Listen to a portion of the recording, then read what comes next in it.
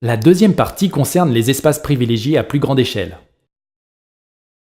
Il s'agit de montrer le rôle et le fonctionnement des grands espaces assurant la connexion au sein du système mondialisé.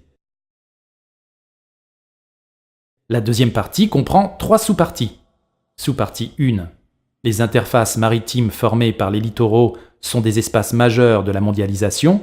Elles ont pour conséquence l'urbanisation du littoral. Sous-partie 2.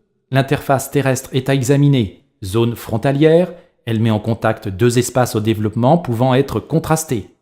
Il se développe une économie transfrontalière caractérisée par une intense circulation de flux divers. Sous-partie 3. La mise en contact des métropoles du monde entier est un autre trait de la mondialisation. La troisième partie montre la situation hétérogène des territoires en difficulté. 2 grands cas de figure sont indistingués. Sous-partie 1. Les espaces intermédiaires. L'exemple des pays pétroliers est à souligner.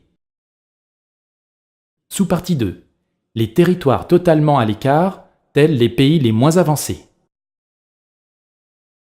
La conclusion est composée d'un bilan et d'une ouverture.